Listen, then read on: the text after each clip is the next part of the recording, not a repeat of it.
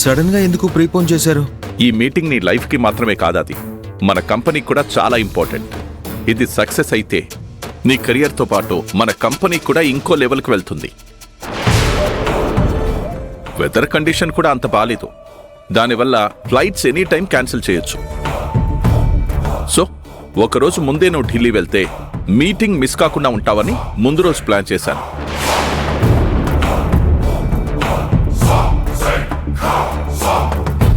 రే రాజశేఖర్, నీ ముందు చూపు అద్భుతం రా. అది బిజినెస్లో ఇవి కూడా చాలా ఇంపార్టెంట్. దీన్ని కూడా నువ్వు అంకుల్ని చూసి నేర్చుకోవాలి.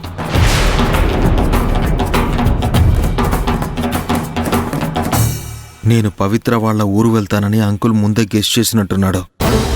అందుకోసం చాలా తెలివిగా వెదర్ని అడ్డుపెట్టుకుని ప్లాన్ మార్చాడు.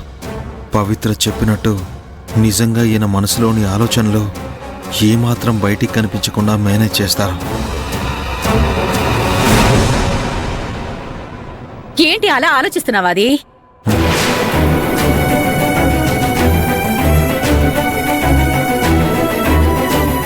నేను ఈరోజు ఢిల్లీ వెళ్ళలేను సీతమ్మ, నేను రేపే వెళ్తాను.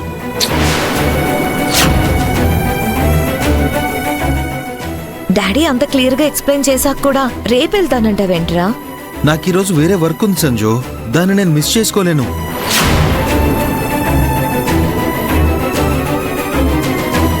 అది నీకెంత ఇంపార్టెంట్ పనున్నా రేపు నువ్వు అటెండ్ చేయాల్సిన ఇన్వెస్టర్స్ మీటింగ్ కంటే ఇంపార్టెంట్ ఏం కాదు కదా. నువ్వు ఈ రోజే వెళ్ళి తీరాలి. నేను మీటింగ్కి వెళ్ళనని అనట్లేదు అంకుల్, మీటింగ్ ఎల్లుండి కదా, అందుకే రేపు వెళ్తానంటున్నాను. ఒకవేళ వెదర్ బాగాలేక రేపు ఫ్లైట్స్ క్యాన్సిల్ చేస్తే ఏం చేస్తావురా? నానా, నేను ఎలాగైనా సరే ఢిల్లీ చేరుకుని మీటింగ్ అటెండ్ చేస్తాను. కానీ ఈరోజు మాత్రం వెళ్ళలేను. ఎందుకు చక్రవర్తి వీడు ఉన్నట్టుండి మూర్ఖంగా బిహేవ్ చేస్తాడు? నేను ఈ మీటింగ్ కోసం 3 months నుంచి పక్కా ప్రణాళిక వేసుకుని ముందుకు తీసుకుని వెళ్తున్నాను. ఇది ఏమాత్రం మిస్ఫైర్ అయినా మనకి ఫైనాన్షియల్ లాస్తో పాటు కంపెనీకి బ్యాడ్ నేమ్ కూడా వస్తుంది. దీనివల్ల ఫర్దర్గా మనం స్టార్ట్ చేసే ప్రాజెక్ట్స్ మీద దీని ఎఫెక్ట్ పడి ఇన్ని సంవత్సరాల నుంచి మనం జాగ్రత్తగా పెంచుకుంటూ వస్తున్న గుడ్ విల్ మొత్తం పోతుంది. వీడికి నువ్వే అర్థమయ్యేటట్టు చెప్పు చక్రవర్తి.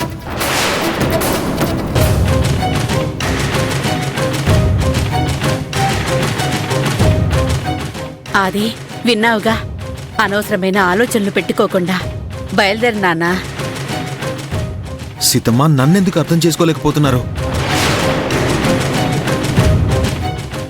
ఏంట్రా నేను అర్థం చేసుకునేది? ఇన్నాళ్ళు నువ్వు బాధ్యత లేకుండా తిరిగావు. అప్పుడు మీ అన్నయ్య ఉన్నాడు కాబట్టి చెల్లింది. కానీ ఇప్పుడు అన్నీ నువ్వే చూసుకోవాలి. అది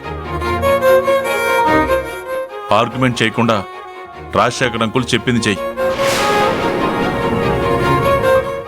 అసలేంట్రా నీ ప్రాబ్లం?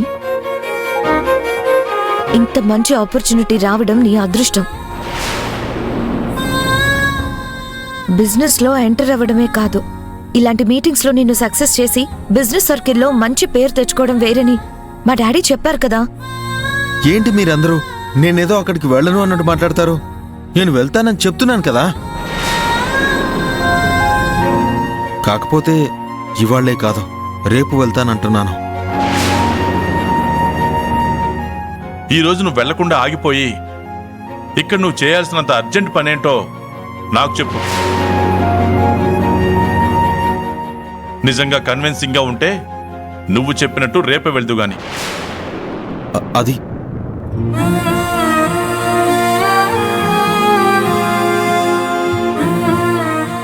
పవిత్రున్న పరిస్థితి చెప్తే డాడీ టెన్షన్ పడతారు. పైగా రాజశేఖర్ అంకుల్ ఏదో ఒక రకంగా అడ్డుపడతారు. కాబట్టి ఆ విషయం ఇప్పుడు చెప్పకుండా ఉంటేనే మంచిది. ఇటు చూడు, అది ఫస్ట్ టైం అరవింద్ లేకుండా జరుగుతున్న ఫస్ట్ మీటింగ్ ఇది. అంతేకాదు, అరవింద్ స్థానంలో అసలు నువ్వు అటెండ్ కాబోతున్న ఫస్ట్ మీటింగ్ ఇది. ఎట్టి పరిస్థితుల్లోనూ మిస్ కాకూడదు. అది నువ్వు సక్సెస్ అయి తిరిగి రావాలి. అప్పుడే నీలో అరవింద్ని చూసుకుని తృప్తిగా ఉండగలను.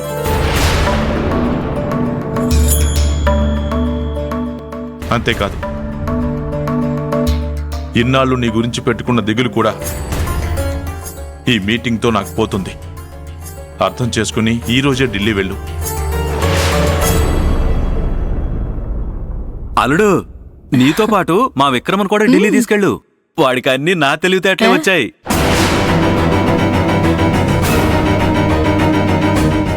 వాడి టాలెంట్ నీకు చాలా హెల్ప్ అవుతుంది అల్లుడు. నీ కెరియర్ ఎదుగుదలకు కూడా బాగా ఉపయోగపడుతుంది.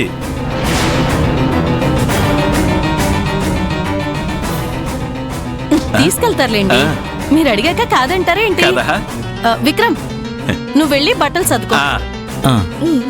మీ బావతో వెళ్దు గాని వెళ్ళు. కాసేపు మాట్లాడకుండా ఉంటే అందరికీ మంచిది.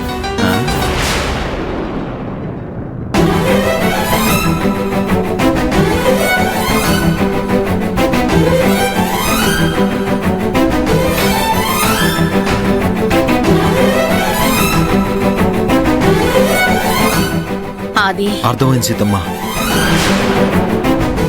నేను వెళ్ళి బ్యాగ్ తెచ్చుకుంటాను.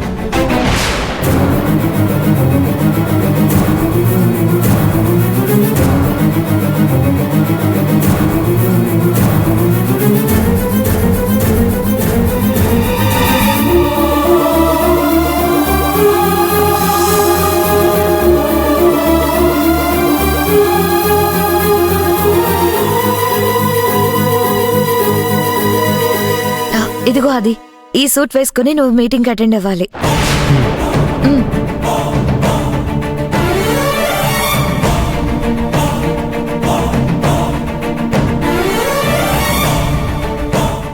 అరవింద్ అన్నయ్య ఎప్పుడు మీటింగ్ కి ఊరెళ్ళినా నాకేదో ఒక గిఫ్ట్ తెస్తాడు. నేను కూడా అరవింద్ అనేలాగే కీర్తి. చెప్పు, ఏం కావాలి? ఏం కావాలన్నా తీసుకొస్తాను. ఢిల్లీలో ఏం దొరుకుతుంది? ఇండియా గేటు, పార్లమెంటు, కుతుబ్ మినార్ అన్నీ దొరుకుతాయి. కానీ ప్రాబ్లం ఏంటంటే వాటిని అన్నింటినీ ఇక్కడికి తీసుకురావడం కష్టం.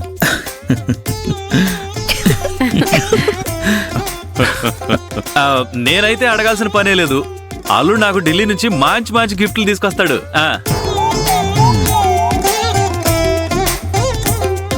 ఢిల్లీలో నగలు ఫేమస్ అంట. వాటిని అల్లుడు నా కోసం తీసుకొస్తా. అది ఫ్లైట్ టైం అవుతుంది, నువ్వు బయలుదేరు. కీర్తి, నీకేం కావాలో చెప్పనే లేదు. అదే ఆలోచిస్తున్నా అన్నయ్య, ఏం అర్థం కావట్లేదు. ఓ పని చెయ్యి, నేను మీటింగ్ ఫినిష్ చేసుకున్న తర్వాత నీకు కాల్ చేస్తాను. ఈలోగా తీరిగ్గా ఆలోచించుకుని ఏం కావాలో చెప్పు. సరే అన్నయ్య. నాన్న, నన్ను ఆశీర్వదించండి. All the best. విజయం సాధించి తిరిగిరా. అది నీ గురువు ఆశీర్వాదం తీసుకో. నువ్వు బిజినెస్ లో సక్సెస్ అయితే ఆ క్రెడిట్ అంతా వీడిదే.